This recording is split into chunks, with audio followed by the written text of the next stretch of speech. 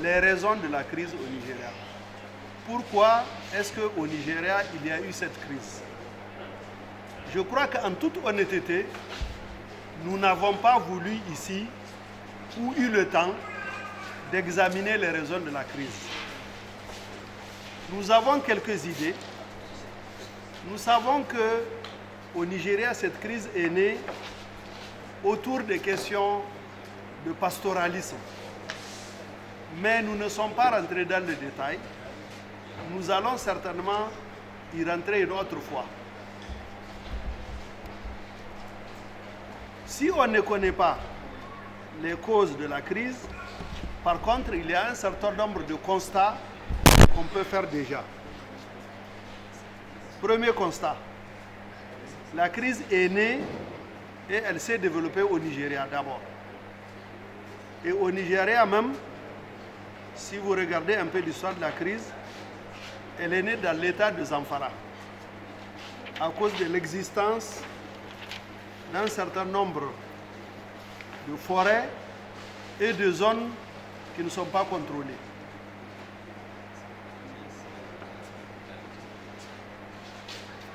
Deuxième constat, il y a une réponse sécuritaire insuffisante du côté du Nigeria, due en partie au fait que l'administration locale, que ce soit les local governments,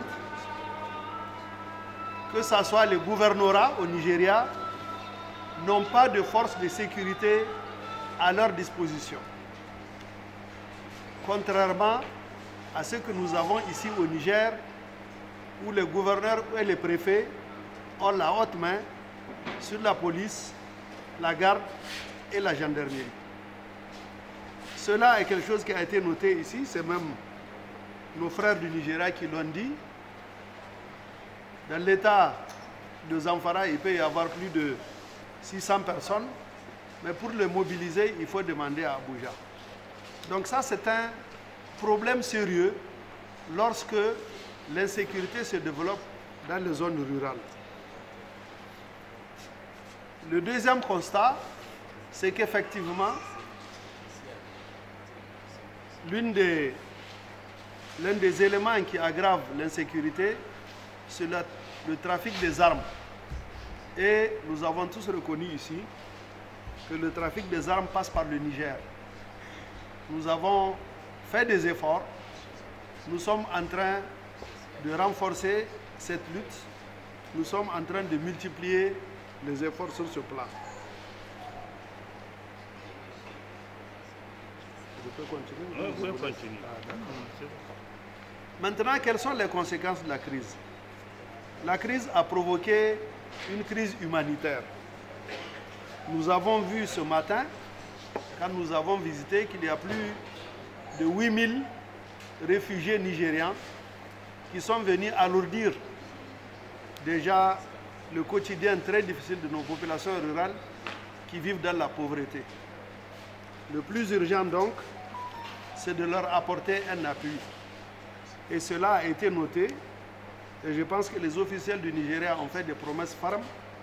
Ils ont dit qu'à ces 8000 personnes, ils vont apporter effectivement un appui humanitaire le plus tôt possible.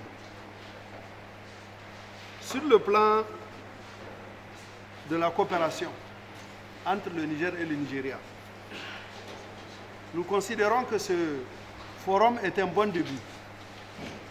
Au niveau de la haute autorité à la consommation de la paix, nous nous engageons à appuyer le gouverneur pour continuer des forums à ce niveau, c'est-à-dire au niveau des préfets et au niveau des local governments.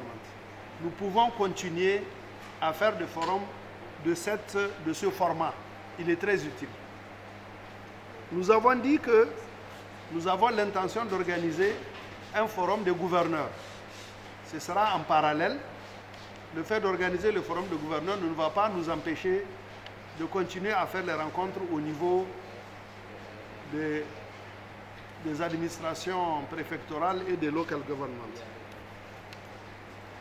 Sur le plan sécuritaire, il y a un certain nombre de propositions que nous allons faire. Je voudrais rappeler que le Nigeria est un pays riche doté de ressources. Par conséquent, nous allons demander à bénéficier de ces ressources-là. Comme c'est d'ailleurs le cas au niveau de la FMM. Comme vous le savez, nous avons une force multilatérale mixte qui opère dans la région du lac Tchad. Vous ne le savez peut-être pas, mais les armées du Niger, celles du Cameroun, celles du Tchad et celles du Nigeria, qui opèrent dans le cadre de la FMM, sont toutes soutenues par le gouvernement fédéral du Nigeria, en carburant, en déplacement, en moyens pour dépanner les véhicules. Si on le fait pour le lac Tchad, il n'y a pas de raison de ne pas le faire ici, dans le centre du Niger. Par conséquent, sur le plan militaire, nous allons avoir l'objectif de monter une opération conjointe sur cette frontière entre le Niger et le Nigeria. À ce moment, je pense que nous pouvons nous attaquer aux différentes bases dont nous connaissons la localisation. Voilà un peu sur le plan militaire et sécuritaire les propositions que nous allons faire au gouvernement et au président de la République. Je vous remercie de votre énorme attention.